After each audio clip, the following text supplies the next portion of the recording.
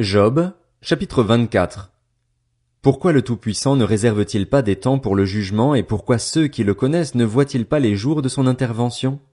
On déplace les bornes, on vole des troupeaux et on les conduit au pâturage, on s'empare de l'âne des orphelins, on prend pour gage le bœuf de la veuve, on écarte les pauvres du chemin, on force tous les faibles du pays à se cacher. Pareil à des ânes sauvages dans le désert, ils doivent partir au travail dès l'aube pour chercher leur nourriture, mais ils n'ont que des plaines arides pour trouver du pain à leurs enfants. Ils coupent le fourrage qui reste dans les champs, ils grappillent dans la vigne du méchant. Ils passent la nuit tout nus, sans habits, sans protection contre le froid. Ils sont trempés par les fortes averses des montagnes et, faute de refuge, ils se blottissent contre les rochers.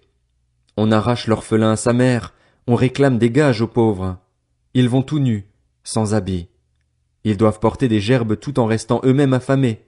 Ils font de l'huile dans les domaines des riches. Ils écrasent le raisin au pressoir, et pourtant ils restent assoiffés. De la ville montent les soupirs de la population, les blessés appellent au secours. Et Dieu ne prête pas attention à ces actes écœurants. D'autres se révoltent contre la lumière. Ils ignorent ses voies, ils ne s'attachent pas à ses sentiers. L'assassin se lève avec la lumière, il tue le malheureux et le pauvre, et pendant la nuit il se mue en voleur. L'œil de l'homme adultère guette le crépuscule. Personne ne me verra, se dit-il, et il met un voile sur son visage. La nuit ils forcent les maisons, le jour ils se tiennent enfermés, ils ne connaissent pas la lumière. C'est que pour eux tous, le matin est synonyme d'ombre de la mort. Ils n'ignorent pas les terreurs de l'ombre de la mort. Pourtant, d'après vous, le méchant serait tout léger à la surface de l'eau, il n'aurait droit sur la terre qu'à une part maudite et ne prendrait jamais le chemin des vignes. Tout comme la sécheresse et la chaleur absorbent la fonte de la neige, le séjour des morts engloutirait ceux qui pêchent. Le ventre de sa mère oublierait l'homme injuste, les vers feraient leur délice de lui. On ne se souviendrait plus de lui, il serait brisé comme un arbre, lui qui dépouille la femme stérile, sans enfant, lui qui ne traite pas bien la veuve.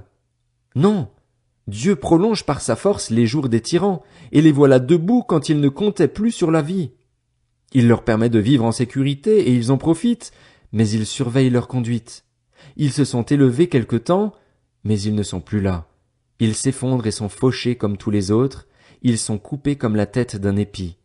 Si tel n'est pas le cas, qui pourra prouver que je mens et réduire à néant mes affirmations?